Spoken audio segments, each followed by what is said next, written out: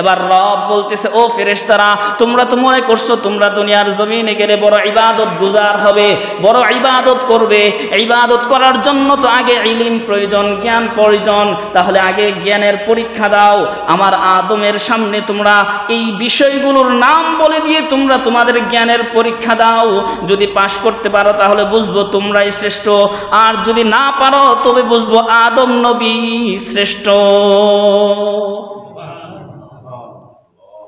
আদম আলাইহিস সালাতু ওয়াস সালামকে আল্লাহ তাআলা কয়েকটা বিষয়ে শ্রেষ্ঠত্ব দিয়েছেন। হাদিসুস শাফাআর মধ্যে এসেছে সমস্ত মানুষ হাসরের ময়দানে আদম নবীর কাছে যাবে শাফাআত চাওয়ার জন্য। গিয়ে আদম নবীকে আল্লাহ তাআলা যে সকল শ্রেষ্ঠত্ব দিয়েছেন সেগুলো আগে উল্লেখ করবে, বলবে খালাকাল্লাহু বিয়াদিহি, ও নবী আদম, আমাদের আদি পিতা বাবা আদম, আল্লাহ তাআলা আপনাকে নিজ কুদরতি হাতে সৃষ্টি করেছেন। সুবহানাল্লাহ। দুনিয়ার জমিনে শুধুমাত্র 3টা জিনিস আল্লাহ তাআলা নিজ কুদরতি হাতে সৃষ্টি করেছেন, আর বাকি কোনো কিছুই নিজ কুদরতি হাতে সৃষ্টি করেন নাই, বরং কুন ফায়াকুনের মাধ্যমে সৃষ্টি করেছেন। তার মধ্যে 1 নম্বর জিনিস হলো নবী আদম আলাইহিস সালামকে আল্লাহ তাআলা নিজ কুদরতি হাতে তৈরি করেছেন। এরপরে মানুষরা বলবে ওয়ানাফাখা ফীকা মির রূহি, ও আদম, আপনার মধ্যে আল্লাহ তাআলা নিজে রূহ ফুঁকে দিয়েছেন, ফু দিয়ে দিয়েছেন। ওয়াসজাদা লাকা মালাইকাতা, এবং আল্লাহ তাআলা আপনাকে ফেরেশতাদের মাধ্যমে সিজদা করিয়েছেন। এটা আরেকটা শ্রেষ্ঠত্ব। আমরা আলোচনা করতেছিলাম সূরাতুল বাকারার 29 নং আয়াত পর্যন্ত আমাদের আলোচনা হয়েছে। আজকে 30 নং আয়াত থেকে সামনে সম্ভবত 9 আয়াত পর্যন্ত আলোচনা হবে, 39 আয়াত পর্যন্ত আলোচনা হবে ইনশাআল্লাহ। তো এই আয়াতগুলোতে আল্লাহ সুবহানাহু ওয়া তাআলা বনি আদমের উপর, আদম সন্তানের উপর কিছু অনুগ্রহ, বাড়তি কিছু নিয়ামত দিয়েছেন। সেই নিয়ামতগুলোর কথা আল্লাহ তাআলা উল্লেখ করছেন। বিশেষ করে আদম আলাইহিস সালামকে আল্লাহ তাআলা শ্রেষ্ঠত্ব দিয়েছেন। এই শ্রেষ্ঠত্বগুলোর কথা সেখানে আলোচনা করেছেন। তো প্রথমে আল্লাহ তাআলা বনি আদমের উপর, বনি আদমকে, মানব জাতিকে সৃষ্টির কথাটা, সৃষ্টির বিষয়টা আল্লাহ তাআলার কাছে খুবই গুরুত্বপূর্ণ, খুবই বড় বিষয়। এটা বোঝানোর জন্য আল্লাহ তাআলা এই মানব জাতির সৃষ্টির বিষয়ে মালায়ে আ'লা তথা ঊর্ধ্ব জগতে তাদের বিষয়ে পরামর্শ করেছেন। এটা একটা শ্রেষ্ঠত্ব। দুনিয়ার জমিনে আমরা যখন কোনো কাজ করতে যাই, কাজটা যত বড় হয় আমাদের পরামর্শ, আমাদের আলোচনা সেটা তত বেশি হয়। যেহেতু আল্লাহ তাআলা মানব জাতি সৃষ্টি করবেন, আদম আলাইহিস সালামকে সৃষ্টি করবেন, আর আদম আলাইহিস সালামকে সৃষ্টি করা আল্লাহ তাআলার কাছে অনেক গুরুত্বপূর্ণ বড় একটা বিষয়। সেই জন্য আল্লাহ তাআলা বিষয়টা ফেরেশতাদের সাথে আলোচনা করলেন। আলোচনা করতে গিয়ে আল্লাহ তাআলা বলতেছেন, ওয়াইয ক্বালা রাব্বুক লিল মালাইকাতি ইন্নী জাইলুম ফিল আরদি খলিফা। ওয়াইয ক্বালা রাব্বুক লিল মালাইকা, হে নবী আপনি স্মরণ করুন ওই সময়ের কথা যখন আপনার রব ফেরেশতাদেরকে বলল, ইন্নী জাইলুম ফিল আরদি খলিফা, ও আমার ফেরেশতারা, আমি দুনিয়ার জমিনে আমার প্রতিনিধি মানব জাতি সৃষ্টি করতে যাচ্ছি। ফেরেশতারা জবাবে বলল, প্রশ্ন করল, আতাজাআলু ফিহা মান ইউফসিদু ফিহা ওয়া ইয়াসফিকুদ দিমা। ওগো আল্লাহ, আপনি কি এমন একটা জাতি দুনিয়ার জমিনে সৃষ্টি করবেন, মান ইউফসিদু ফিহা, যারা দুনিয়ার জমিনে গিয়ে ফিতনা ফাসাদ করবে, ওয়া ইয়াসফিকুদ দিমা, রক্ত প্রবাহিত করবে, কাটাকাটি করবে, মারামারি করবে, খুনাখুনি করবে, এমন একটা জাতি কি আপনি দুনিয়ার জমিনে পাঠাইতে যাচ্ছেন নাকি? যদি আপনি ইবাদত পাওয়াই উদ্দেশ্য হয়, নাহনু নুসাব্বিহু বিহামদিকা ওয়া নুকদ্দিসু লাক, যদি আপনি ইবাদত পাওয়াই উদ্দেশ্য হয়, তবে আমরা ফেরেশতারা আপনার ইবাদত বন্দেগী করি, আমরা ফেরেশতারা আপনার তাসবিহ তাহলিল করি, আমরাই তো ইবাদত বন্দেগীর জন্য যথেষ্ট। তো আল্লাহ তাআলা তাদের জবাবে বললেন, ইন্নী আ'লামু মা লা তা'লামুন। ও আমার ফেরেশতারা, আমি আল্লাহ যা জানি তোমরা তা জানো না। আমি আল্লাহ জানি আমার বান্দারা দুনিয়ার জমিনে যদিও আমার নাফরমানি করবে, কিন্তু আমার বান্দাদের মধ্যে কিছু বান্দা থাকবে নবী, কিছু বান্দা থাকবে সালেহ, কিছু বান্দা থাকবে আবিদিন, কিছু বান্দা থাকবে আউলিয়া, কিছু বান্দা থাকবে জুহাদ, কিছু বান্দা থাকবে মুকাররাবিন, কিছু বান্দা থাকবে আলেম উলামা, কিছু বান্দা থাকবে খাশিউন, আমি রবকে ভয় পাবে। আবার এমন কিছু বান্দা থাকবে মুহিব্বুন, যারা আমি আল্লাহ তাআলাকে ভালোবাসবে। ফেরেশতারা এই জায়গার মধ্যে প্রথমত প্রশ্ন হলো যে ফেরেশতারা কিভাবে জানলো যে আল্লাহ তাআলা দুনিয়ার জমিনে মানব জাতিকে পাঠাইলে মানব জাতি গিয়ে নাফরমানি করবে? এটার এক নম্বর জবাব হলো যে আল্লাহ তাআলার খলিফাতুন শব্দ থেকে তারা বুঝে নিয়েছে। খলিফা শব্দের অর্থ হলো প্রতিনিধি, যে মানুষের মাঝে ফায়সালা করবে, বিচার আচার করবে, তো সেখানে ঝগড়াঝাটি হবে, কাটাকাটি হবে, মারামারি হবে। এ হলো এক নম্বর কথা। দ্বিতীয় তাফসীর, যে জিনরা এই ফেরেশতারা কিভাবে বুঝেছিল? আল্লাহ সুবহানাহু ওয়া তাআলা আদম আলা নবিয়িনা ওয়া আলাইহিস সালাতু ওয়াস সালামকে দুনিয়ার জমিনে পাঠানোর আগে, সৃষ্টি করার আগে, প্রায় 2000 বছর আগে আল্লাহ তাআলা দুনিয়ার জমিনে জিন জাতিদেরকে সৃষ্টি করে দিয়েছিলেন, ইবাদত করার জন্য জিন জাতিকে পাঠিয়েছিলেন। এবার তারা ইবাদত করতে করতে চলতে চলতে এক পর্যায়ে ইবাদত ভুলে গেল, আল্লাহর নাফরমানি শুরু করে দিল। এবার আল্লাহ তাআলা ফেরেশতাদেরকে পাঠাইলেন। ফেরেশতারা সমস্ত জিন যাদেরকে তারা সামনে পেয়েছে সকলকে হত্যা করেছে। আর কিছু জিন তারা পালিয়ে পাহাড় পর্বত, নির্জন দ্বীপ, উপত্যকা, সাগর, সমুদ্রে চলে গেছে সব। আর বাকি যে দুনিয়ার জমিনটা খালি করে দিলেন আল্লাহ তাআলা। তো এবার ফেরেশতাদের সামনে যখন আল্লাহ তাআলা দুনিয়ার জমিনে মানব জাতিকে পাঠানোর কথা বললেন, তো মানব জাতির বৈশিষ্ট্য ইবাদত করার জন্য আল্লাহ তাআলা বানাইছেন। এবার জিন জাতির উপর কিয়াস করে, অনুমান করে ফেরেশতারা বুঝে নিল যে হয়তো জিন জাতির মতো মানব জাতিরাও দুনিয়ার জমিনে গিয়ে নাফরমানি করবে, কাটাকাটি করবে, মারামারি করবে, হানাহানি করবে। এই জন্যই আল্লাহ তাআলার কাছে আল্লাহ তাআলা যখন প্রস্তাব দিলেন, জবাবে বললেন, আতাজআলু ফিহা মান ইউফসিদু ফিহা ওয়া ইয়াসফিকুদ দিমা।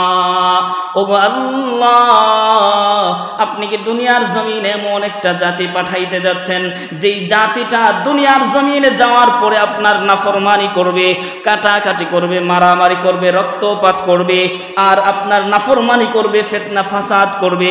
তখন আল্লাহ তাআলা জবাবে বলে দিলেন, যদিও তাদের মধ্যে নাফরমান থাকবে, কিন্তু আমার খালেস মুমিন বান্দারাও সেখানে থাকবে। ফেরেশতারা যে বললেন যে আতাজআলু ফিহা মান ইউফসিদু ফিহা, আপনি কি এমন একটা জাতি সৃষ্টি করতে যাচ্ছেন যেই জাতিটা আল্লাহর নাফরমানি করবে? এই যে প্রশ্নবোধক শব্দ, এটার ক্ষেত্রে মুফাসসিরিনে কেরাম বলেন যে আসলে ফেরেশতারা প্রশ্ন করেন নাই আল্লাহ তাআলাকে। আল্লাহ তাআলাকে প্রশ্ন করার ক্ষমতা কারোর নাই। এই জন্য আল্লাহ তাআলা কোরআনের এক আয়াতে বলেন, লা ইউসআলু আম্মা ইয়াফআলু ওয়া ইউসআলুনা আম্মা ইয়াফআলুন। আল্লাহ তাআলা যা করেন তার বিষয়ে কেউ তাকে প্রশ্ন করতে পারে না, কিন্তু মানব জাতি যা কিছু করে তার বিষয়ে প্রশ্ন করবেন আল্লাহ তাআলা। এজন্য মুফাসসিরিনে কেরাম বলেন যে আসলে এখানে আল্লাহ তাআলাকে ফেরেশতাদের প্রশ্ন করা উদ্দেশ্য নয়, বরং উদ্দেশ্য হইল যে রবের কাছ থেকে জানা যে আল্লাহ ও আমাদের রব, আপনি এই গুণের গুণান্বিত, এই দোষগুলো থাকা সত্ত্বেও আপনি মানুষকে আবার কেন, কোন হিকমতের কারণে আপনি সৃষ্টি করতে চাচ্ছেন? তখন আল্লাহ তাআলা জবাব দিল যে এমন এক হিকমত, যেই হিকমতটা, যেই সূক্ষ্ম জ্ঞানটা আমি আল্লাহ জানি, তোমরা জানো না।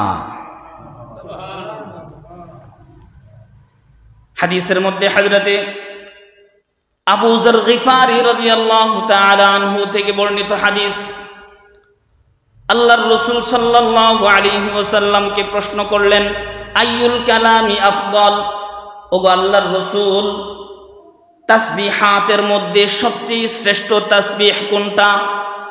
নবীজি সাল্লাল্লাহু আলাইহি ওয়াসাল্লাম জবাবে বললেন, ওই তাসবিহটাই হলো শ্রেষ্ঠ তাসবিহ, মাসতাফাল্লাহু লিমালাইকাতিহি, যেই তাসবিহটা আল্লাহ তাআলা ফেরেশতাদের জন্য নির্বাচন করেছেন, আর সেই তাসবিহটা হলো সুবহানাল্লাহি ওয়া বিহামদিহি। পারি না আমরা? বলেন তো, সুবহানাল্লাহি ওয়া বিহামদিহি, সুবহানাল্লাহি ওয়া বিহামদিহি। এই তাসবিহটা হলো শ্রেষ্ঠ তাসবিহ। এরপরের আয়াতে আল্লাহ তাআলা আদম আলাইহিস সালামের আরেকটা শ্রেষ্ঠত্বের কথা উল্লেখ করতেছে। সেটা হলো আল্লাহ তাআলা হযরত আদম আলাইহিস সালাতু ওয়াস সালামকে দুনিয়ার সৃষ্টির শুরু থেকে নিয়ে কিয়ামত পর্যন্ত যা কিছু হবে, যা কিছু ঘটবে, যা যত মাখলুকাত তৈরি হবে, সমস্ত কিছুর নাম আল্লাহ তাআলা আদম আলাইহিস সালাতু ওয়াস সালামকে শিক্ষা দিয়েছেন। সুবহানাল্লাহ। وعلم آدم الأسماء كلها ثم عرضهم على الملائكة। এবার মাখলুকাত গুলোকে ফেরেশতাদের সামনে পেশ করলো আর বলল, فقال أنبئوني بأسماء هؤلاء إن كنتم صادقين।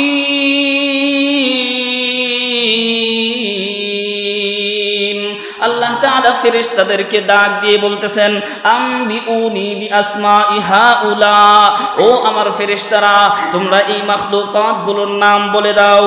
ইন কুনতুম সাদিকিন, যদি তোমরা তোমাদের দাবিতে সত্যবাদী হয়ে থাকো। কি দাবি? এই দাবি যে আল্লাহ তাআলা দুনিয়ার জমিনে মানব জাতিকে সৃষ্টি করলে মানব জাতি ফেরেশতাদের চেয়ে শ্রেষ্ঠ হবে না, বরং ফেরেশতারাই শ্রেষ্ঠ থাকবে।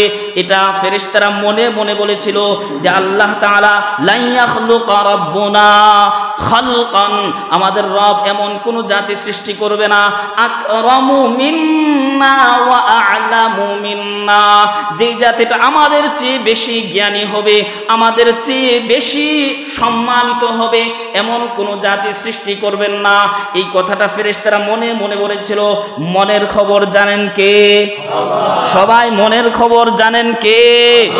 আল্লাহ সুবহানাহু ওয়া তাআলা যেহেতু আলিমুল গায়বি ওয়াশ শাহাদা, গায়বের খবর জানেন, দৃশ্য অদৃশ্য সব কিছুর খবর জানেন। এবার আল্লাহ তাআলা বলতেছেন, ও আমার ফেরেশতারা, যদি তোমরা তোমাদের সেই কথায় সত্যবাদী হয়ে থাকো যে তোমাদের চেয়ে আদম বেশি শ্রেষ্ঠ হবে না, তোমাদের চেয়ে বেশি জ্ঞানী আদম হবে না, তাহলে তোমরা আমার পেশ করা এই মাখলুকাত গুলোর নাম বলে দাও।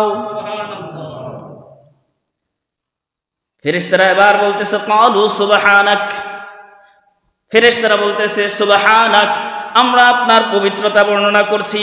লা ইলমা লানা ইল্লা মা আল্লামতানা, ও আমাদের রব, আপনি আমাদেরকে যতটুকু জ্ঞান দিয়েছেন তার বেশি আমাদের বিন্দু পরিমাণ জ্ঞান নাই। আপনি আমাদেরকে যতটুকু জানাইছেন ততটুকুই জানি, আপনি আমাদেরকে যতটুকু ক্ষমতা দিয়েছেন ততটুকুই আমাদের ক্ষমতা, এর বেশি আমাদের কোনো কিছু বলার নাই, একটা অক্ষর বলার ক্ষমতাও আমাদের নাই। ইন্নাকা আনতাল আলিমুল হাকীম,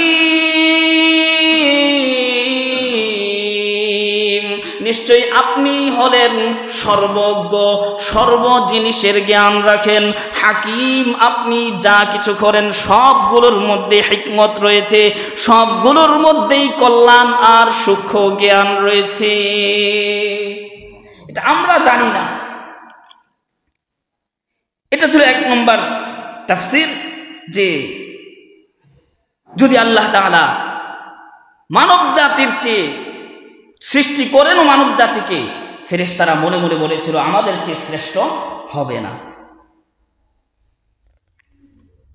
এখানে আরেকটা তাফসীর আছে, সেটা হলো ইন কুনতুম সাদিকিন ফি কিলিকুম, যদি তোমরা সত্যবাদী হয়ে থাকো এই তোমাদের এই কথার ক্ষেত্রে, যে ফেরেশতারা মনে করেছিল যে দুনিয়ার জমিনে বনি আদমকে পাঠাইলে বনি আদম নাফরমানি করবে, আল্লাহর খুব নাফরমানি করবে, কাটাকাটি করবে, অবাধ্যতা করবে, আর যদি ফেরেশতাদেরকে ইবাদতের জন্য দেওয়া হয় তারা সুন্দরভাবে ইবাদত করবে, তারা আল্লাহর নাফরমানি করবে না।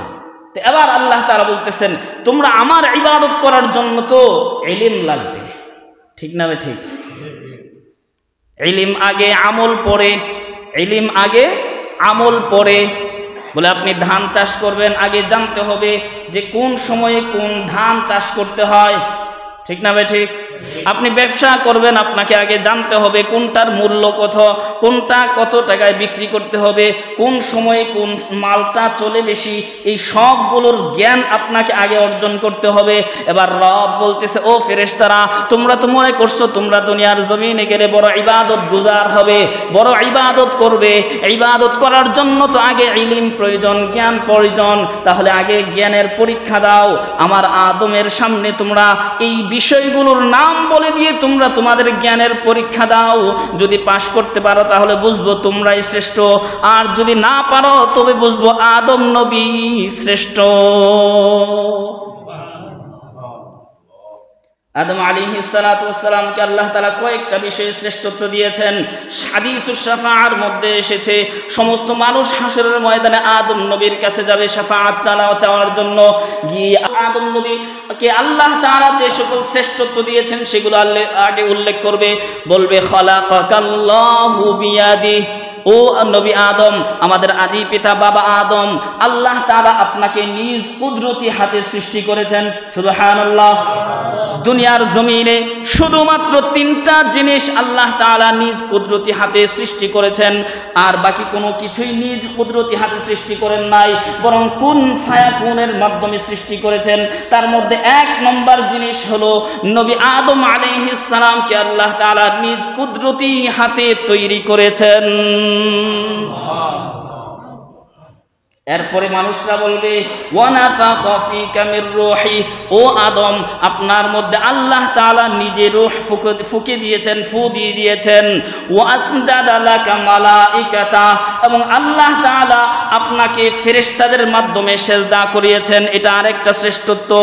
এরপরে ওয়াল্লামাকা আসমাআ কুল্লি শাই, আপনাকে মাখলুকাতের সমস্ত মাখলুকাতের নামগুলো শিক্ষা দিয়েছেন, সেই ইলম আপনাকে দিয়েছেন। অন্য রিওয়ায়াতে আছে ওয়াসকানাকা জান্নাতাহু, আল্লাহ তাআলা আপনাকে তার জান্নাতে বসবাসের জন্য দিয়েছেন। সুতরাং আপনার জন্য যেহেতু এত শ্রেষ্ঠত্ব, আপনার এত ফজিলত, সুতরাং আজকের এই দিনে আপনি আমাদের জন্য একটু সুপারিশ করেন আল্লাহর দরবারে, যেন আল্লাহ তাআলা বিচারের মাঠ কায়েম করে বিচার কার্য শুরু করে দেয়, আর আমাদের হাসরের এই কঠিন ময়দান থেকে, এই কঠিন আযাব থেকে যেন আল্লাহ তাআলা আমাদেরকে উদ্ধার করে দেন। নবী আদম আলাইহিস সালাতু ওয়াস সালাম বলবেন না না, আজকের এই দিনে আমি তোমাদের জন্য সুপারিশ করতে পারবো না, বরং আল্লাহ তাআলা আমাকে একটা গাছ থেকে খাওয়ার জন্য নিষেধ করেছিলেন, আমি ভুলে শয়তানের প্ররোচনায় খেয়ে ফেলেছি, এই জন্য আমার পক্ষে আজকের হাসরের মাঠে আল্লাহ তাআলা যেই মুহূর্তে রাগান্বিত অবস্থায় থাকবেন তোমাদের জন্য সুপারিশ করতে পারবো না, বরং তোমরা নূহ নবীর কাছে চলে যাও, কেননা তিনি দুনিয়ার জমিনের সর্বপ্রথম রাসূল। নূহ আলাইহিস সালাতু ওয়াস সালামের কাছে আসবেন, নূহ নবী বলবেন না আমিও পারবো না। হযরত ইব্রাহিমের কাছে যাও, ইব্রাহিম নবীর কাছে আসবেন, তিনিও বলবেন আমি পারবো না। যাও মূসার কাছে যাও, মূসা নবীর কাছে যাবে, মূসা নবীও বলবে না আমি পারবো না। ঈসা নবীর কাছে যাও, ঈসা নবী বলবেন না আমিও পারবো না। যাও আখিরি নবী মুহাম্মদুর রাসূলুল্লাহ, যার আগে এবং পরের সমস্ত গুনাহ আল্লাহ তাআলা মাফ করে দিয়েছে, সেই নবীর কাছে যাও, সেই নবী আজকে তোমাদের জন্য সুপারিশ করতে পারবেন। এবার নবীর কাছে আসবে, নবীজি বলবে আনা লাহা, হা আজকের এই দিনে আমি একমাত্র সুপারিশ করার অধিকারী। এবার সুপারিশ করবেন, রবের কাছে যাবেন, সেজদায় পড়বেন, আল্লাহর প্রশংসা বাণী গাইতে থাকবেন। এক পর্যায়ে আল্লাহ তাআলা বলবেন ইরফা রাসাক, ও মুহাম্মদ আপনি মাথা তুলুন, আজকের এই দিনে আপনি যা চাইবেন আমি আল্লাহ তাই দান করব। যার ব্যাপারে আপনি সুপারিশ করবেন আমি আল্লাহ তার ব্যাপারে সুপারিশ কবুল করে নেব।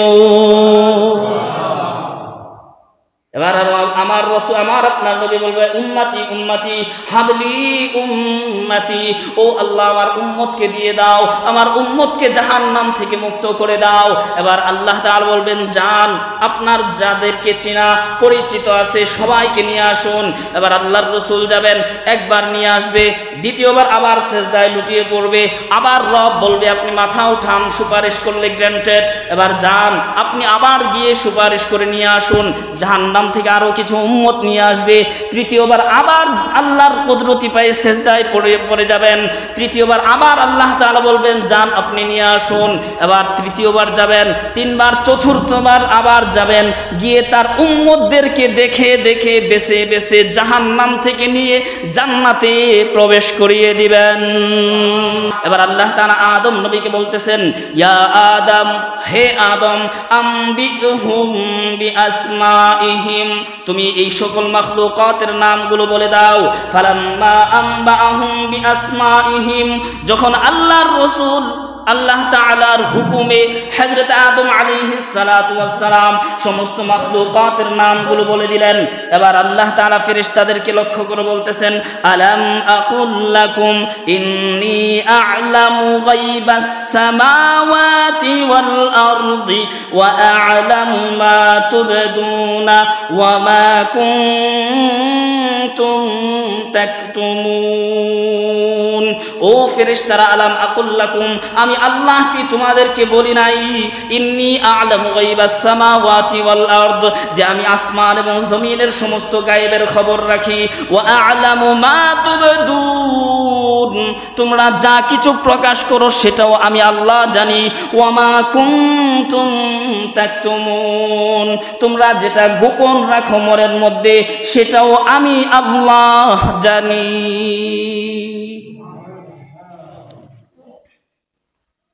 ওয়া আ'লাম মা তুবদুন, তারা কি প্রকাশ করেছিল? প্রকাশ করেছিল আতাজআলু ফিহা মান ইউফসিদু ফিহা ওয়া ইয়াসফিকুদ দিমা, ও আল্লাহ তুমি কি দুনিয়ার জমিনে ফিতনা ফাসাদকারী, রক্তপাতকারী একটা জাতিকে সৃষ্টি করবে নাকি? এটা হলো তাদের প্রকাশ্য বাণী।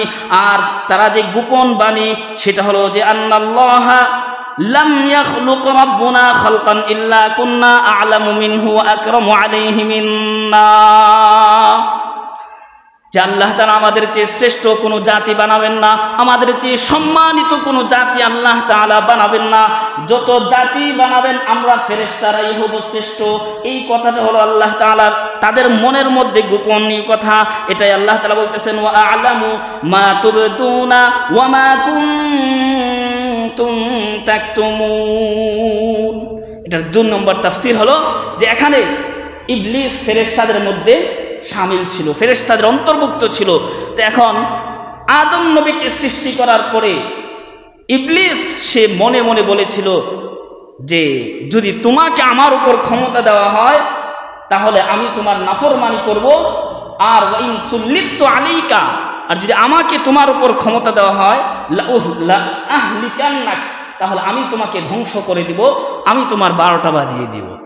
এই যে ইবলিস যে তার মনের ভিতরে একটা অহংকার, মনের ভিতরে একটা বিদ্বেষ পোষণ করেছিল, এটাও আল্লাহ তাআলা জানেন। এটাই বলতেছেন ওয়া আ'লামু ইন্নী আ'লামু মা তুবদুনা ওয়া মা কুনতুম তাকতুমুন। ইবলিস যে মনের ভিতরে যে অহংকার আর বিদ্বেষ রেখেছিল সেই রব সেটাও জানেন।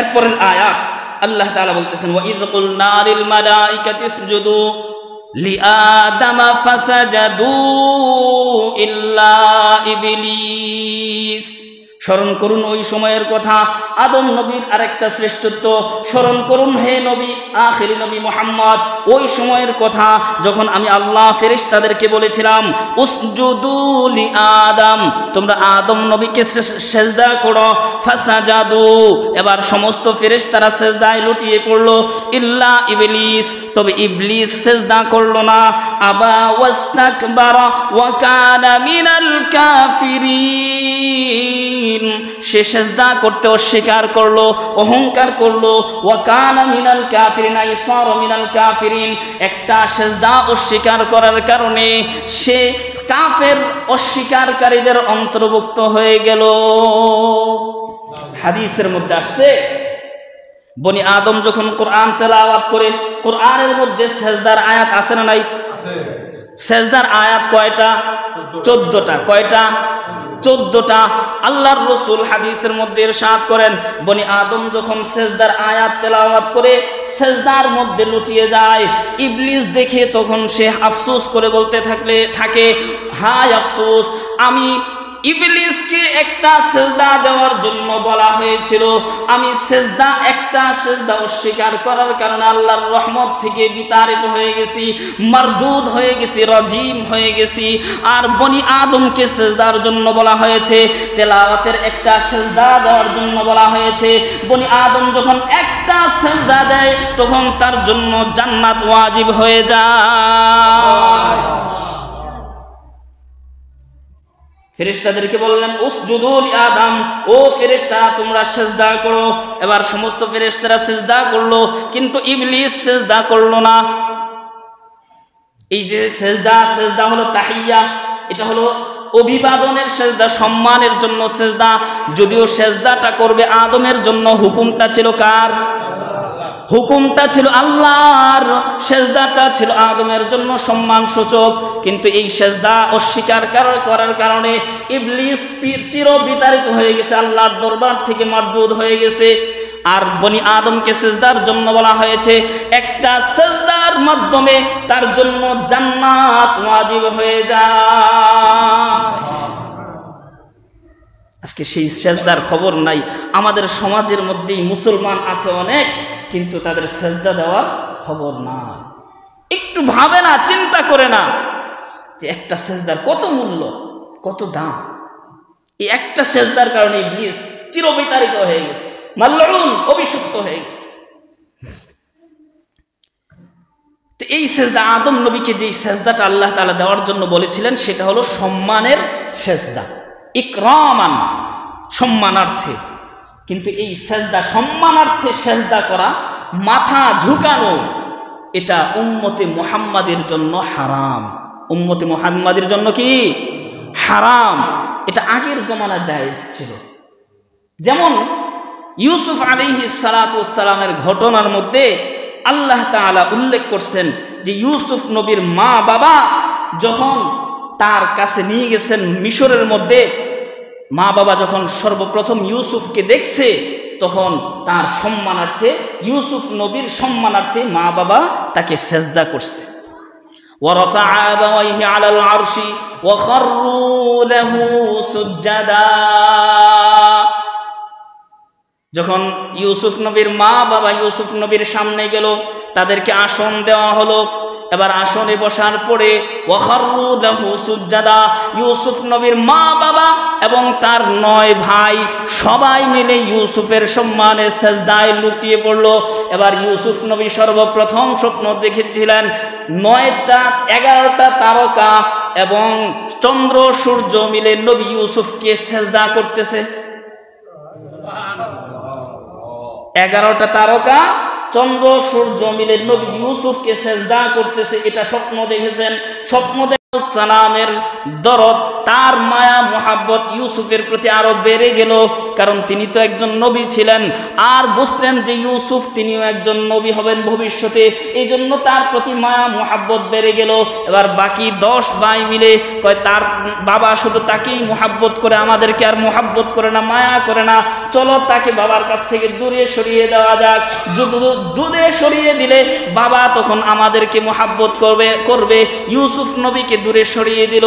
এবার এই স্বপ্নের ব্যাখ্যাটা ইউসুফ নবী সর্বশেষ বলতেছেন, ক্বালা ইয়া আবাতি হাযা তা'ওয়িলু রু'য়ায়া মিন ক্বাবলি। ও আমার বাবা, মা বাবা, দেখো দেখো, আমি যে ওই আগে যে স্বপ্ন দেখেছিলাম যে 11টা তারকা নক্ষত্র আর চন্দ্র সূর্য মিলে আমি নবী ইউসুফকে সিজদা করতেছে, এই আমার 10 ভাই 11 ভাই এবং পিতা মাতা সিজদা করা, এটাই হলো চন্দ্র সূর্য আর নক্ষত্র সিজদা করার শামিল। ব্যাখ্যা করে দিলেন। তাহলে এই ইউসুফ নবীকে সিজদা করা এটা ছিল সম্মানার্থে। কিসের জন্য? এটা আগের শরীয়তে জায়েজ ছিল, ঈসা নবীর শরীয়ত পর্যন্ত জায়েজ ছিল, কিন্তু উম্মতে মুহাম্মাদের জন্য মাথা ঝুঁকিয়ে সিজদা করা শিরিক। মাথা ঝুঁকিয়ে সিজদা করা কি? শিরিক গুনাহ, সবচেয়ে বড় নাফরমানি। সুতরাং এটা হারাম মুসলমানদের জন্য।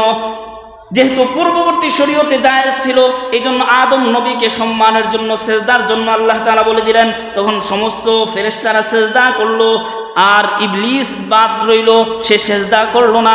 ফাকা ওয়া কানা মিনাল কাফিরিন, একটা সিজদা অস্বীকার করার কারণে সে কাফের হয়ে গেল।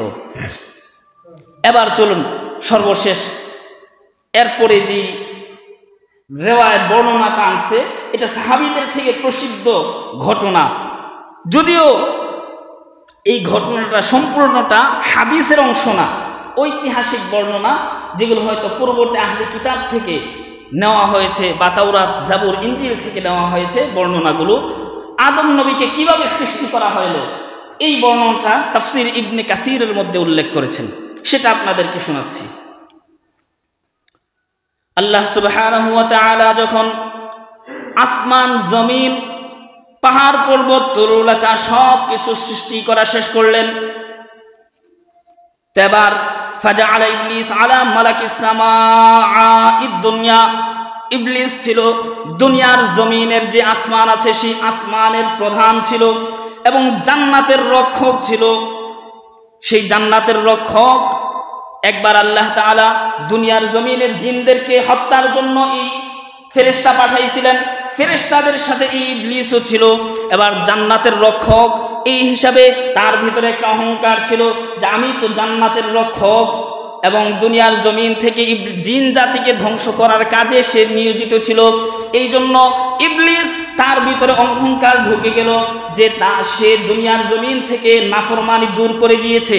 1 নম্বর অহংকার জান্নাতের রক্ষক, 2 নম্বর অহংকার সে সবচেয়ে জ্ঞানী মানুষ, এবং وقال ما أعطاني الله هذا إلا لميزة لي على الملائكة, সে মনে মনে বলতেছে যে আমাকে আল্লাহ তাআলা জান্নাতের রক্ষক বানাইছেন এই জন্যই যে আমার মধ্যে কিছু একটা যোগ্যতা আছে, কিছু একটা কি আছে, যোগ্যতা থাকার কারণেই আল্লাহ তাআলা আমাকে জান্নাতের রক্ষক বানাইছেন।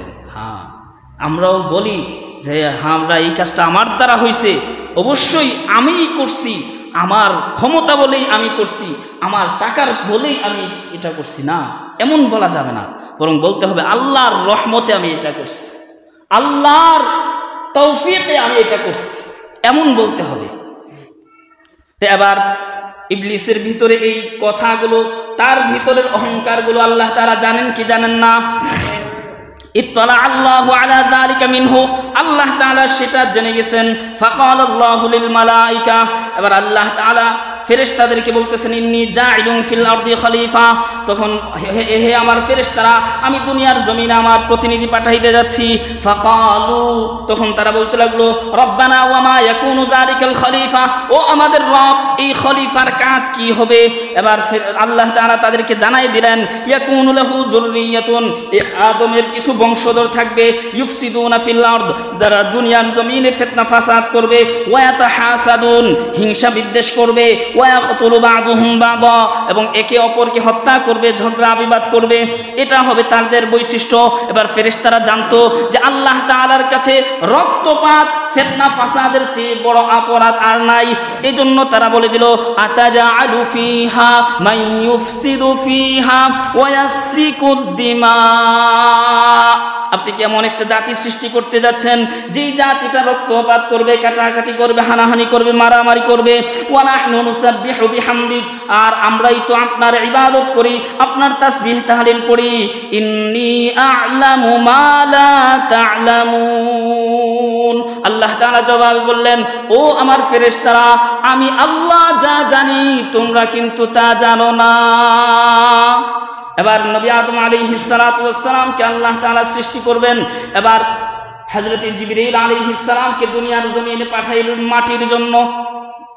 আদম আলাইহিস সালামকে কি দিয়ে সৃষ্টি করছেন? মাটি দিয়ে। জিন জাতিকে সৃষ্টি করছেন কি দিয়ে? আগুন দিয়ে। ফেরেশতাদেরকে আল্লাহ তাআলা সৃষ্টি করছেন কি দিয়ে? নূর দিয়ে, আলো দিয়ে। এবার আদম নবীকে সৃষ্টি করবেন মাটি দিয়ে, পাঠাইলেন জমিনে হযরত জিবরীল আলাইহিস সালামকে। এবার জিবরীল আলাইহিস সালাম এসে যখন মাটির উপর হাত রাখলেন, মাটি জিবরীলকে লক্ষ্য করে বলতেছে, ইন্নী আউযু বিল্লাহি মিনক, ও জিবরীল, আমি তোমার থেকে আল্লাহর কাছে আশ্রয় চাই, তুমি আমার থেকে মাটি নিয়ে আমাকে কমাইয়া দিও না, আমাকে তুমি অপমান করো না। জিবরীল আলাইহিস সালামের কাছে যখন আল্লাহর নাম নিছে, জিবরীল আলাইহিস সালাম তার মাটি আর নিতে পারেন নাই, চলে গেলেন। এবার আল্লাহ তাআলা মিকাইলকে পাঠাইলেন, যাও মিকাইল, জমিন থেকে আমার জন্য মাটি নিয়ে আসো, আদমকে বানাবো। এবার মিকাইল আলাইহিস সালাম যখন হাত দিছেন, এবার মিকাইলকে মাটি বলতেছে, তুমি আমার থেকে নিও না, আমি তোমার থেকে আল্লাহর কাছে আশ্রয় চাই, তুমি আমার থেকে মাটি নিয়ে আমাকে তুমি অপমান করো না, আমাকে তুমি কমিয়ে দিও না। মিকাইল আলাইহিস সালাম মাটি নিতে পারেন নাই, চলে গেলেন। পাঠাইলেন আজরাইল, মালাকুল মউত ফেরেশতাকে পাঠাইলেন। এবার মালাকুল মউত এসে যখন হাত দিবেন, ওই মুহূর্তে মাটি মালাকুল মউতকে বলতেছে, ইন্নী আউযু বিল্লাহি মিনকা, ও মালাকুল মউত, আমি আল্লাহর আশ্রয় চাচ্ছি তোমার থেকে, তুমি আমাকে কমিয়ে দিও না, তুমি আমাকে অপমানিত করো না। এবার আজরাইল পাল্টা জবাবে বলতেছে, কয় যে আমি যদি আল্লাহর হুকুম না মানি তবে আল্লাহ তাআলার নাফরমানি হবে, আমি তোমার নাফরমানি করতে পারবো কিন্তু আমার রবের নাফরমানি করতে পারবো না।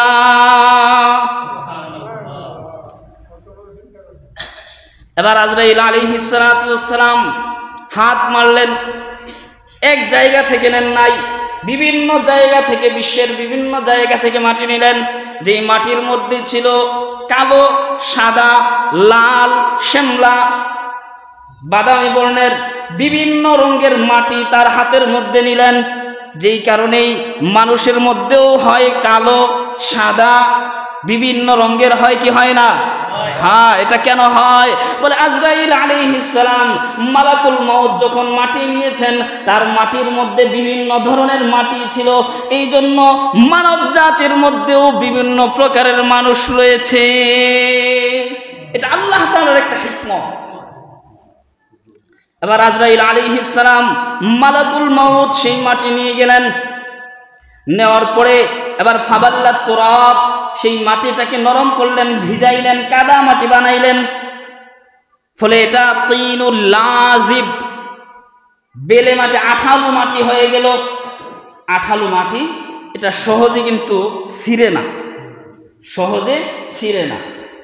বেলে মাটি যেটা, বাল্লা মাটি যেটা আমরা বলি, তো ওইটা আবার একসাথে মিশে না। কিন্তু আঠালু মাটি যেটা, সেটা আবার পানি দিলে একসাথে মিশে যায় এবং লেগে থাকে, তো সেটাই হলো মিন তিনিল লাজিব।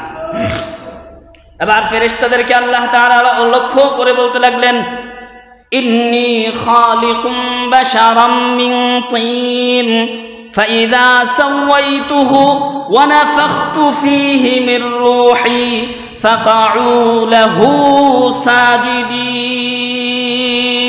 ও আমার ফেরেশতারা, ইন্নী খালিকুম বাশারাম মিন তিন, আমি আমার সৃষ্টি মাখলুক বাশার, মানুষকে সৃষ্টি করতে যাচ্ছি মিন তিন, মাটি থেকে। অন্য জায়গায় আছে মিন তিনিল লাজিব, আঠালু মাটি থেকে আমি সৃষ্টি করতে যাচ্ছি। ফাইদা সাওয়াইতুহু ওয়া নাফাখতু ফীহি মির রূহি, যখন আমি তাকে সৃষ্টি করব, পরিপূর্ণ করব এবং তার মধ্যে রূহ ফুঁকে দিব, তখন ফাকাউ লাহু সাজিদিন, তখন তোমরা সবাই ওই আমার মাখলুক মানুষের সামনে সাজদায় লুটিয়ে পড়বে। এই কথা আল্লাহ তাআলা আগেই বলে দিলেন। এবার আল্লাহ তাআলা আদম নবীকে সৃষ্টি করলেন নিজ কুদরতি হাতে। সৃষ্টি করার পরে এইভাবেই রেখে দিলেন, তার দেহটাকে এইভাবেই শুকানোর জন্য 40 বছর পর্যন্ত রেখে দিলেন। সুবহানাল্লাহ। কয় বছর? 40 বছর পর্যন্ত তার দেহটা এভাবেই ছিল। এবার যখন এই ফেরেশতারা তার পাশ দিয়ে যায়, আশ্চর্যান্বিত হয়ে যায়, এত বিশাল দেহ আল্লাহ তাআলা সৃষ্টি করলেন। সবচেয়ে বেশি আশ্চর্য হয় ইবলিস। কে? ইবলিস। এবার সে যায়, তার পাশ দিয়ে যায়, একটা থাপ্পড় দেয়, একটা লাথি দেয়। যখন এই থাপ্পড় দেয় টন করে ওঠে।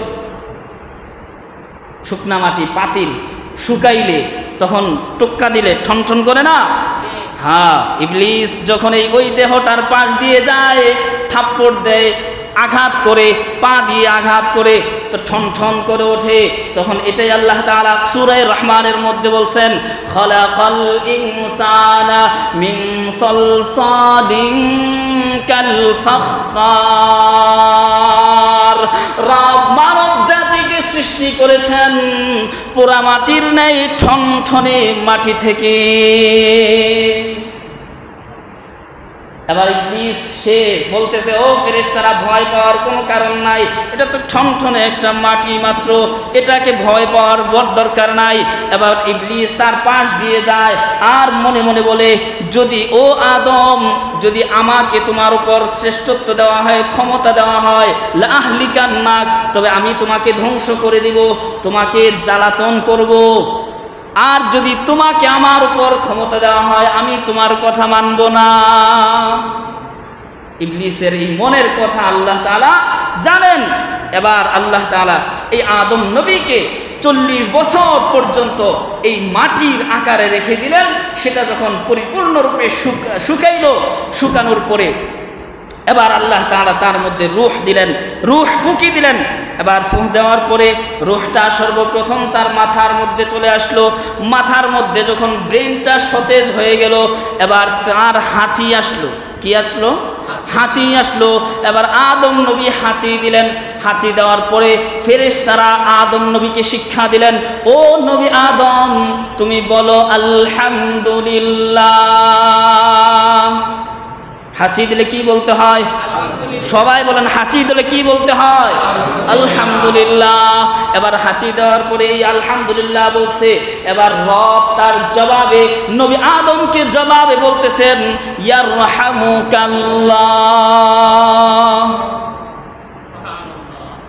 হাঁচি দিয়ে যদি কেউ আলহামদুলিল্লাহ জোরে বলে, তাহলে শ্রোতাদের উপর এটা ওয়াজিব, সেও বলবে কি? ইয়ারহামুকাল্লাহ। আলহামদুলিল্লাহর জবাবে কি বলতে হয়? ইয়ারহামুকাল্লাহ। এবার রূহটা যখন তার চোখ পার হয়ে গেল, চোখে চলে আসলো, এবার এই রূহ দিয়ে আদম আলাইহিস সালাতু ওয়াস সালাম এই চোখ দিয়ে দেখতে লাগলেন জান্নাতের সুসজ্জিত সুশোভিত ফলমূলগুলো দেখতে লাগলেন। সুবহানাল্লাহ। এবার যখন তার রূহটা পেট পার হয়ে গেল, তখন এই তার পেটের ভিতরে ক্ষুধা চলে আসলো। তিনি আবার ফলমূলগুলো দেখে খাওয়ার জন্য রূহটা তার পায়ে পৌঁছার আগেই লাফ দিতে চাইলেন। সুবহানাল্লাহ। যেহেতু পেটে আছে ক্ষুধা, আবার এদিকে ফলও দেখা যায়, রূহ এখনো পায়ে পৌঁছে নাই, কিন্তু নবী আদম আলাইহিস সালাম পেটের ক্ষুধার কারণে লাফ দেওয়ার জন্য চাইলেন। আর তখনই আল্লাহ তাআলা বলতেছেন, খুলিকাল ইনসানু মিন আজাল। মানুষকে তাড়াহুড়ার মধ্যেই সৃষ্টি করা হয়েছে। মানুষের মধ্যে একটা বৈশিষ্ট্য, গুণ, দোষ আছে, সেটা হলো তাড়াহুড়া করা। মানুষ যদি দেখে নগদ লাভ, সেটার জন্য ছুটে যায়। ঠিক না বে ঠিক? আমরা যদি দেখি দুনিয়ার লাভ দেখি, দুনিয়ার ফায়দা দেখি, উপকার দেখি, এই জন্য দুনিয়ার প্রতি আমাদের ঝোঁক আছে, আকর্ষণ আছে, কিন্তু আখিরাত আমরা চোখে দেখি না। কিন্তু সাদিকুল মাসদুক, সত্যবাদী নবী বলেছেন, এই জন্য আমরা বিশ্বাস করি। যেহেতু আমরা এটা দেখি না, এই জন্য সেটার প্রতি আমাদের ঈমান দুর্বল হয়ে আছে। হ্যাঁ, এজন্যই খুলিকাল ইনসানু মিন আজাল। এবার আদম আলাইহিস সালাতু ওয়াস সালামের রূহ যখন পা পর্যন্ত পৌঁছে গেল, এবার সমস্ত ফেরেশতাদেরকে আগেই বলে দিয়েছিলেন যখন আমি রূহ দিয়ে দিব তখন তোমরা সিজদায় পড়ে যাবে। এবার ফেরেশতারা সবাই ফাসাজাদাল মালাইকাতু কুল্লুহুম আজমাইন, সমস্ত ফেরেশতারা সিজদায় লুটিয়ে পড়ল, ইল্লা ইবলিস, একমাত্র ইবলিস সিজদা করলো না। আবা আইয়াকুনা মা'আস সাজিদিন, সে সিজদাকারী ফেরেশতাদের সাথে থাকতে অস্বীকার করে বসলো। নাউযুবিল্লাহি মিন যালিক। এবার আল্লাহ তাআলা বললেন ফাহবিত মিনহা, ও ইবলিস যাও, ফাহবিত মিনহা, তুমি আমার জান্নাত থেকে দরবার থেকে তুমি নেমে যাও, আমার দরবার মালায়ে আলা ঊর্ধ্ব জগৎ থেকে তোমরা নেমে যাও। ফামা ইয়াকুনু লাকা আন তাতাকাব্বারা ফিহা, এই ময়দান, এই জায়গাতে অহংকারের কোনো স্থান নাই। অহংকার যারা করবে তাদের স্থান হলো জাহান্নাম। অহংকার যারা করবে তাদের স্থান কোথায়? জাহান্নাম।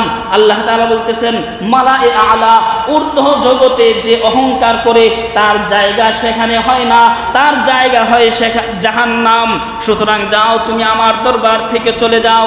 এবার ইবলিস আসার সময় আল্লাহর কাছে বলেছিল, ওগো আল্লাহ, তুমি আমাকে তোমার দরবার থেকে তাড়িয়ে দিচ্ছ, আমি চলে যাচ্ছি, তবে আমি যে এত সারা জীবন ধরে ইবাদত বন্দেগী করেছি তার বিনিময়ে আমি তোমার কাছ থেকে কিছু জিনিস চাই, তোমার কাছ থেকে কিছু জিনিস চাই।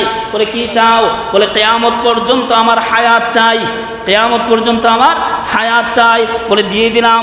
বলে আমাকে বনি আদমের উপর ক্ষমতা দাও, যেন বনি আদমের রগ রেশায় প্রশমে চলতে পারি। আল্লাহ তাআলা বললেন যাও, দিয়ে দিলাম। এবার ইবলিস বলতেছে ফি ইজ্জাতিকা লাউগবিয়ান্নাহুম আজমাইন, তোমার কসম করে বলি তোমার বনি আদম সবাইকে আমি জাহান্নামী করে দিব। নাউযুবিল্লাহি মিন যালিক।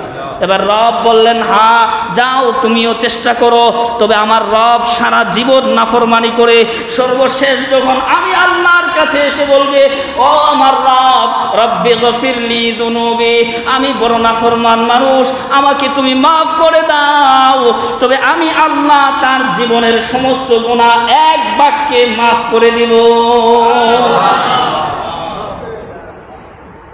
ইবলিসের চ্যালেঞ্জ, আমি তোমার সমস্ত বনি আদমকে জাহান্নামে দিয়ে দেব।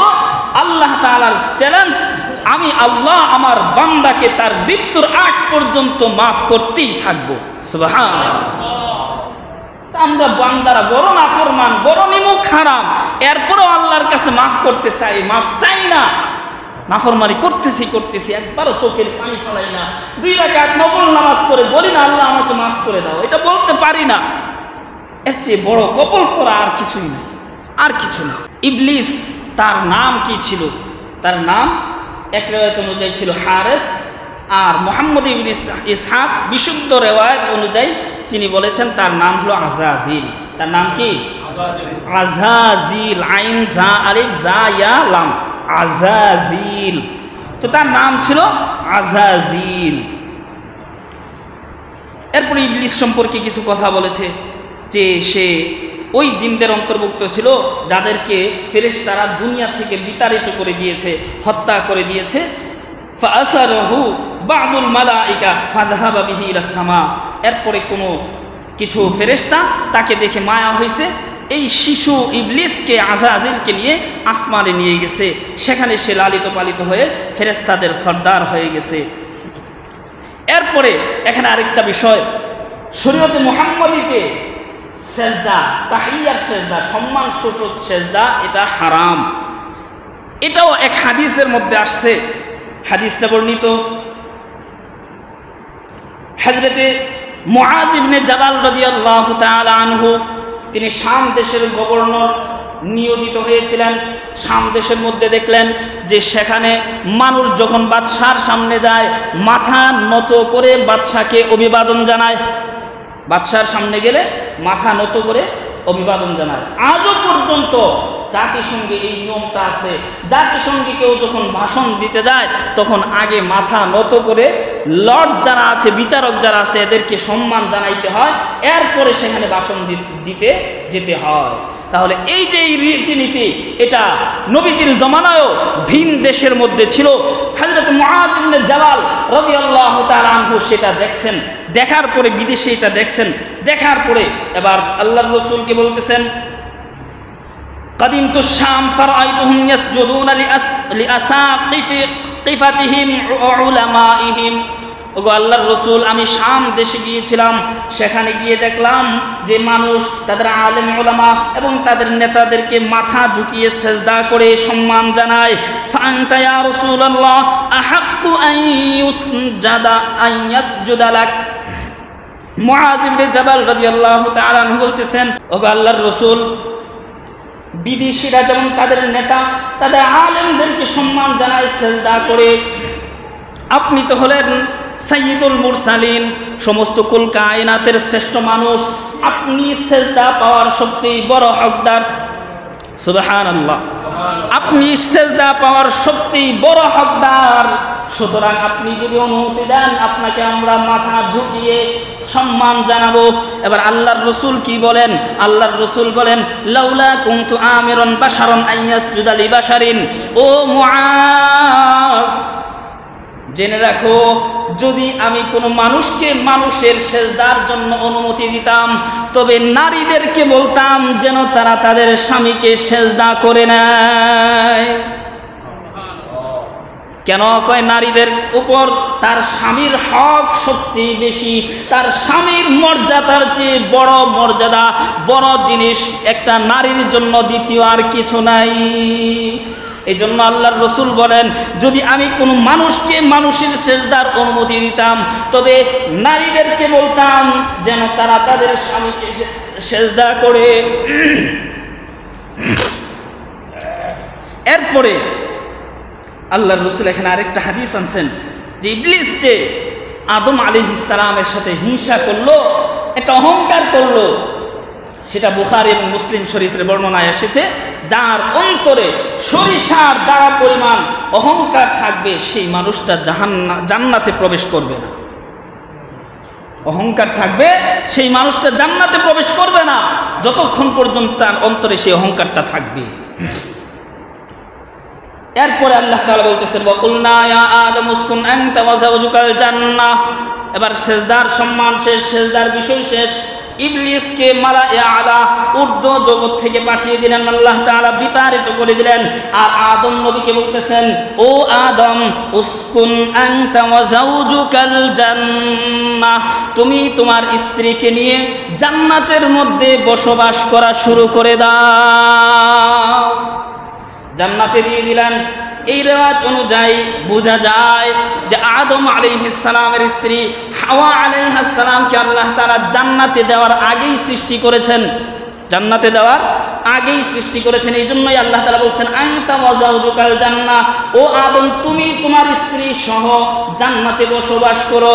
এবার এর প্রেক্ষিতে মুফাসসিরিনে কেরাম বলেন, আদম আলাইহিস সালামের কাছ থেকে হাওয়াকে সৃষ্টি করেছেন কিভাবে?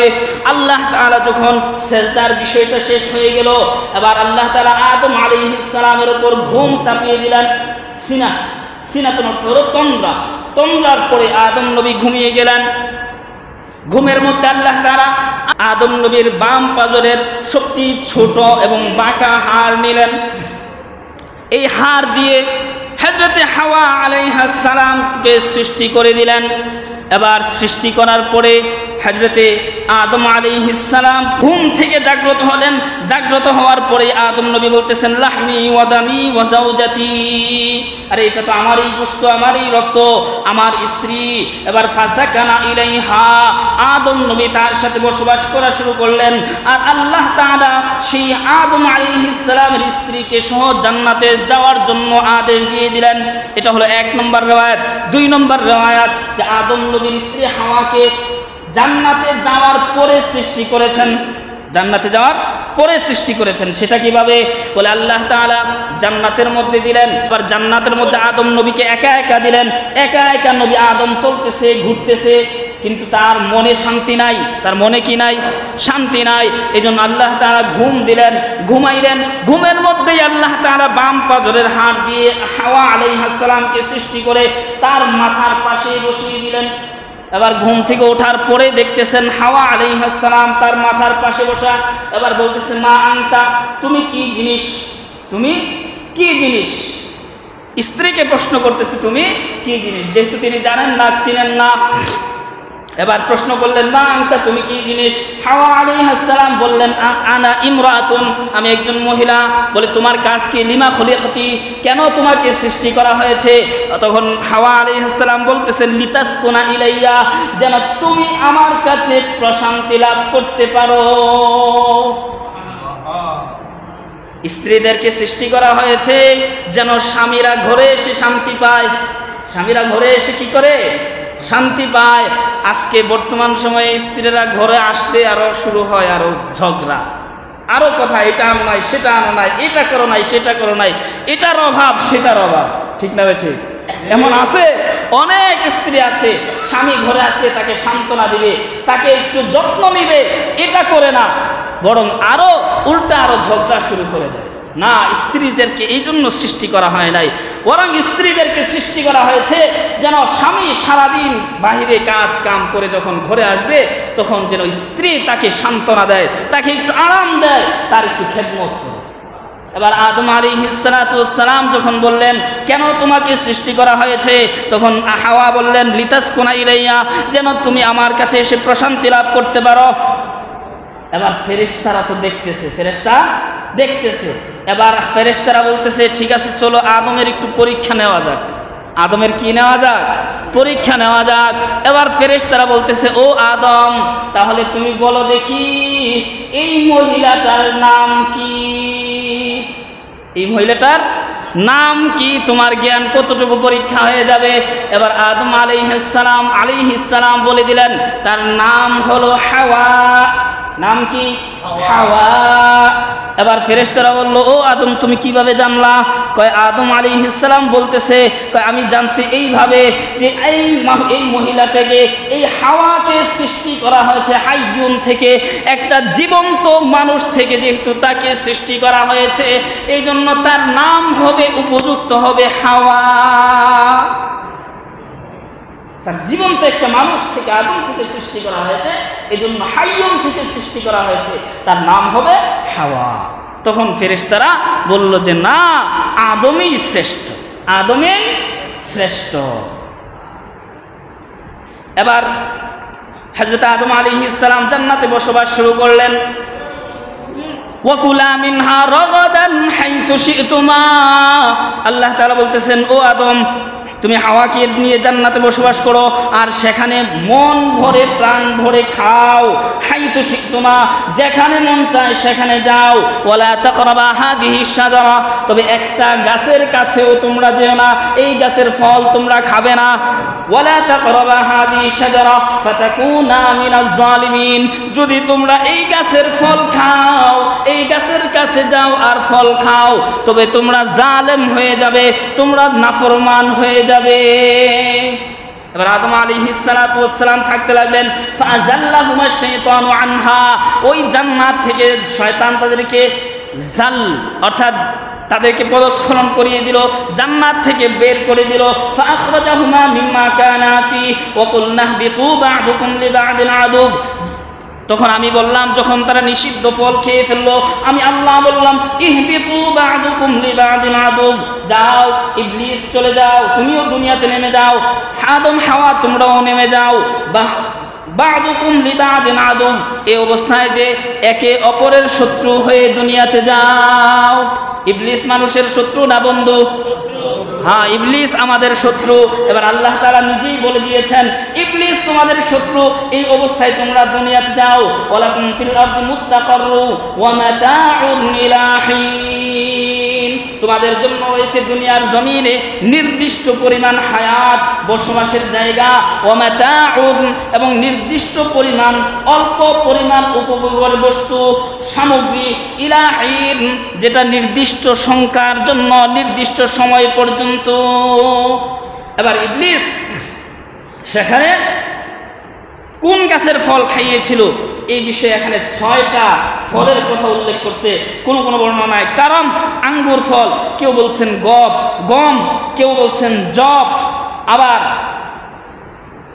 কেউ বলছে বুররুন অর্থাৎ গম অথবা ভুট্টা, কেউ বলছে খেজুর, আবার কেউ বলছে 3 ফল। এই 6টা রিওয়ায়াত আছে, যে কোনো একটা, অর্থাৎ একটা গাছ থেকে একটা ফল খাইতে আল্লাহ তাআলা নিষেধ করছিলেন। তো ইবলিস সেটার ক্ষেত্রে পদস্খলন করে দিল। তখন আল্লাহ তাআলা যখন তিনি ফল গাছ নিষিদ্ধ ফল খাইলেন, লাম্মা দাকা আদম মিনাশ শাজারা ফাররাহা রিবা, তখন আদম নবী তার জান্নাতি যে পোশাক ছিল সেগুলো খসে পড়ে গেছে। ফল খাওয়ার সাথে সাথে জান্নাতি পোশাক পড়ে গেছে। এবার যখন তার সতর প্রকাশিত হয়ে গেছে, আদম নবী আল্লাহর প্রতি লজ্জায় তিনি দৌড় দিছেন পালায়ন করার জন্য। লজ্জায় তিনি দৌড় দিছেন, চলে যাবেন কোথাও। তো তার চুল ছিল বড় বড়, তো এই চুলগুলো জান্নাতের একটা গাছের মধ্যে পেঁচ খেয়ে গেছে। তখন আল্লাহ তাআলা ডাক দিছেন, আফিরারাম মিন্নি, ও আদম তুমি কি আমার কাছ থেকে পালাইতে চাও নাকি? আদম আলাইহিস সালাম বললেন, না ও আমার রব, হায়াআম মিনকা, আমি তোমার কাছ থেকে পালাই না, বরং আমার যেই অবস্থা হয়েছে আমি এই অবস্থা নিয়ে, এই মুখ নিয়ে তোমার সামনে কিভাবে হাজির হব, এই লজ্জায় আমি তোমার কাছ থেকে দূরে চলে যেতে চাই। এবার আদম আলাইহিস সালাতু ওয়াস সালাম, এবার আদম উখরুজ মিন জিওয়ারি, ও আদম যাও আমার জান্নাত থেকে চলে যাও, কারণ ফাবি ইজ্জতি লা ইউসাকিনুনি ফিহা মান আসানি, কোন নাফরমানকে আমি আল্লাহ জান্নাত দেব না। এবার আল্লাহ তাআলা এভাবে আদম আলাইহিস সালামকে পাঠিয়ে দিলেন। আসার সময় আদম আলাইহিস সালাতু ওয়াস সালামের সাথে ছিল জান্নাতি গাছের একটা ডাল, একটা লাঠি ছিল। কি ছিল? একটা লাঠি ছিল, আর একটা মাথার মুকুট ছিল জান্নাতি গাছের তৈরি। এই 2টা জিনিস, এবং ওয়াহুয়াল ইকলিল মিন ওয়ারাকিল জান্নাহ, এবং জান্নাতি কিছু পাতা যেগুলো দিয়ে তিনি লজ্জাস্থান ঢেকেছিলেন, এইগুলো তার সাথে ছিল। আদম আলাইহিস সালামকে আল্লাহ তাআলা পাঠাইলেন হিন্দুস্থানে। হিন্দুস্থান বলতে সেখানে শ্রীলঙ্কার এডাম পাহাড়, বর্তমানেও এটার নাম জাবালে এডাম, এডাম পর্বত, শ্রীলঙ্কার এডাম পর্বতে আদম আলাইহিস সালামকে পাঠাইলেন। আর হযরতে হাওয়া আলাইহিস সালামকে আল্লাহ তাআলা পাঠাইলেন জেদ্দায়। কোথায়? জেদ্দা মানে জাদ্দাতুন অর্থ দাদি বা নানি, জাদ্দাতুন অর্থ দাদি বা নানি। মা হাওয়া আলাইহিস সালামকে সেই জাদ্দা অর্থাৎ নানির বাড়ি সেটা, সেই জাদ্দায় হাওয়া আলাইহিস সালামকে পাঠাইলেন। এবার আদম আলাইহিস সালাতু ওয়াস সালাম এবার এই দুনিয়াতে আসার পরে এবার আল্লাহ তাআলার কাছে বলতে লাগলেন, কাঁদতে লাগলেন, আর বলতেছেন, রব্বানা যালামনা আনফুসানা ওয়া ইল্লাম তাগফির লানা ওয়া তারহামনা লানাকুনান্না মিনাল খাসিরিন। এই দোয়াটা করতে লাগলেন। এরপর আল্লাহ তাআলা তাদেরকে আরাফার ময়দানে সাক্ষাৎ করাইলেন। কোথায়? আরাফার ময়দানে সাক্ষাৎ করাইলেন। তাওবা কবুল করছেন আরাফার ময়দানে, সুবহানাল্লাহ। এই জন্য আরাফার ময়দান মুসলমানদের জন্য বড় গুরুত্বপূর্ণ ময়দান। সেখানে গিয়ে দোয়া করলে আল্লাহ তাআলা কবুল করে নেন। এই জন্য আল্লাহর রাসূল আরাফার ময়দানে হজের সময়ে সব সময় তিনি দোয়ার মধ্যে কাটাইতেন। এখনো পর্যন্ত যত মানুষ আরাফার ময়দানে যায় সমস্ত সময় সেজদায় পড়ে পড়ে কান্নার মধ্যে কাটায়। সেটা জায়গাটাই। যাই হোক, এরপরে আদম নবীর একটা দোয়া তো হইল, রব্বানা যালামনা আনফুসানা ওয়া ইল্লাম তাগফির লানা ওয়া তারহামনা লানাকুনান্না মিনাল খাসিরিন। এখানে আরো কিছু দোয়া আছে, সময় নাই এই জন্য আমি আর বলতেছি না। ইনশাআল্লাহ আগামী মাসে 27 তারিখ, আগামী মাসের 27 তারিখ ইনশাআল্লাহ সেই আদম নবী কি কি দোয়া করছেন সেই দোয়াগুলো দিয়ে আলোচনা শুরু হবে ইনশাআল্লাহ।